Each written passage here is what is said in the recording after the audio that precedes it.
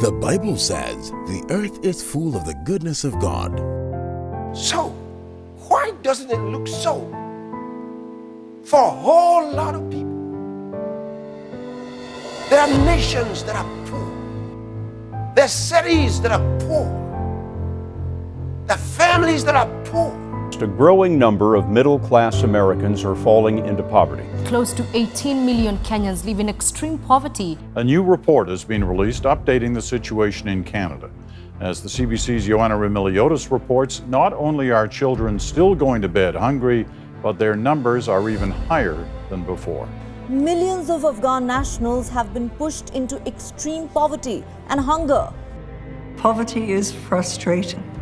It seems as if you're fighting against a tide, and the tide is always running against you. I don't know what is luxury anymore. Everything is luxury when I have food in my house.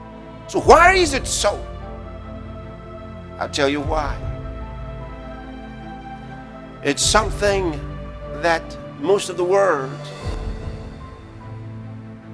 ignores.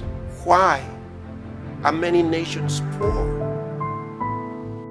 This question has been at the center of economics right from the beginning. Adam Smith's famous work, which many people, although not everyone, regard as the first proper economics book, The Nature and Causes of Wealth of Nations. Gaps between countries have always existed, but as late as 1700, when European countries started colonizing parts of the world, subjugating weaker nations and appropriating wealth from there. For years, I studied why nations can be rich and how. And why nations would be poor and how.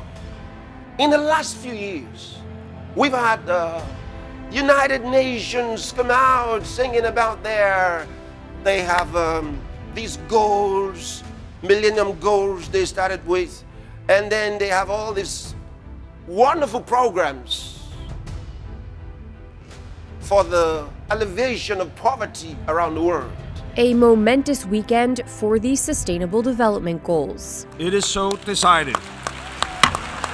With the UN's official adoption on Friday of 17 goals for ending extreme poverty, fighting inequality, and tackling climate change by 2030, world leaders signaled their commitment to a bold new global agenda. How sincere are all these organizations?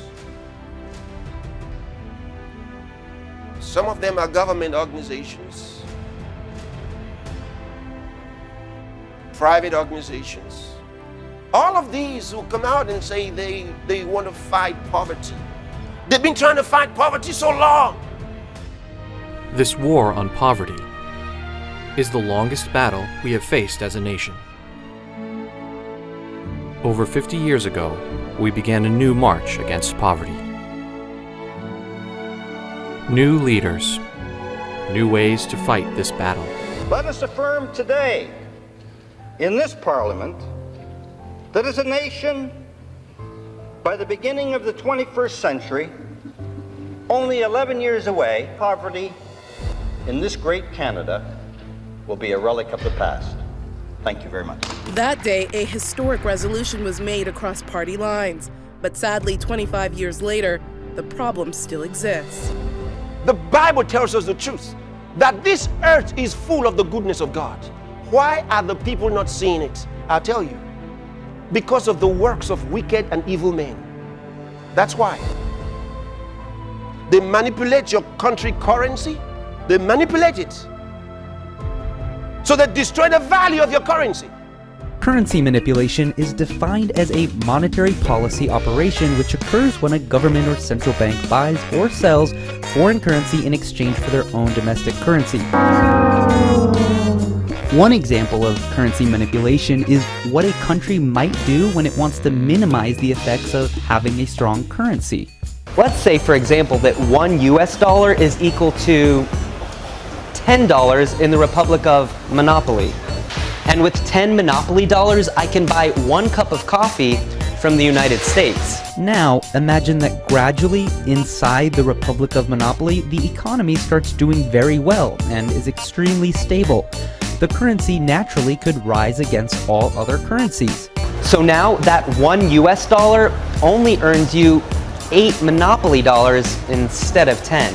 For me to buy that same cup of coffee from the United States, I only need to pay 8 Monopoly dollars. So it's cheaper for me.